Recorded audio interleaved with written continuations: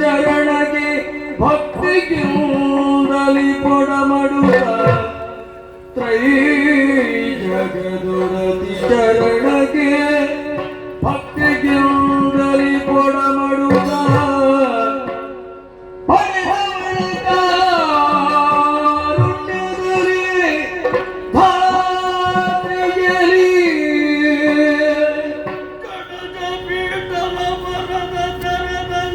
ಪಡೆದು ಸುಖವನ್ನು ಪಾಡುವುದೆನು ತಲೆನುಡಿಯ ಜಡಜ ಪೀಠನ ಮನದ ತೆರದಲ್ಲಿ ಪಡೆದು ಸುಖವನ್ನು ಪಾಡುವುದೆನು ನುಡಿಯ ನೀತಿಯ ಬಿಡು ಮನದ ಮೂರ್ಖತೆಯ ಧನುಜೇಶ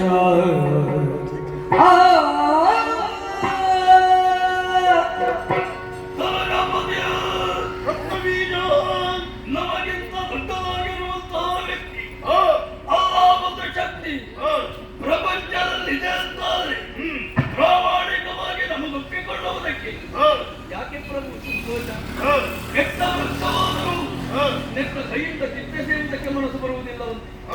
ದಾನವ ಎನ್ನುವಂತಹ ಮಹಾವೃಕ್ಷವೊಂದು ಭಾರತರಕ್ಕೆ ಬೆಳೆಸಿ ನಿಲ್ಲಿಸಿದಂತಹ ತಾವು ಅಂತಹ ವಂಶ ವೃಕ್ಷವನ್ನೇ ಕಾಡಿಲು ಹಾಕುವಂತಹ ಪ್ರಯತ್ನ ಮಾಡುತ್ತೀಯೇ ಹೇಳಿ.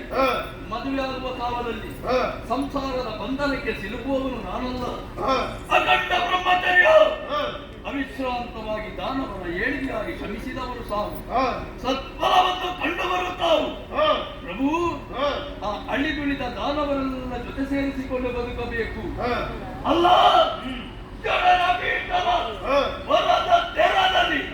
ನಿಮಗೆ ಬದುಕಬೇಕು ಅಂತಾದ್ರೆ ಸ್ವಲ್ಪ ಬದಲಾಯಿಸಬೇಕು ನಿಮ್ಮ ಮನಸ್ಸು. ಹೇಗೆ? ಮನಸ್ಸಿನಲ್ಲಿ ಹುಟ್ಟಿರುವಂತಹ ಮೂರ್ಖತನವನ್ನು ಬಿಟ್ಟು ಬಿಡಿ. ಆಗಿರುವಂತಹ ಸರ್ವೇಶ್ವರಿಯ ಪಾದ ಮೂಲದಲ್ಲಿ ಹೋಗಿ ಭಕ್ತಿಯಿಂದ ನಾವು ಕೊಡಮಟ್ಟೆವು ಅಂತಾದ್ರೆ ಅವಳ ಅನುಗ್ರಹದಿಂದ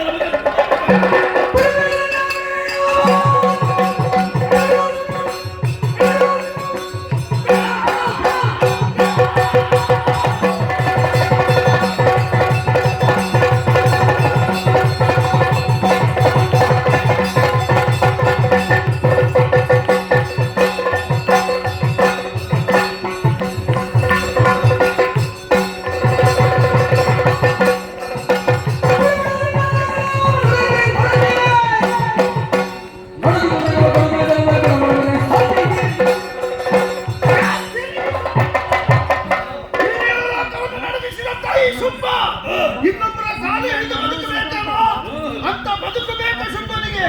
ಭಕ್ತ ಬೀಜ ನಿನ್ನಲ್ಲೊಂದು ಮಾತು ಕೇಳುತ್ತೇನೆ.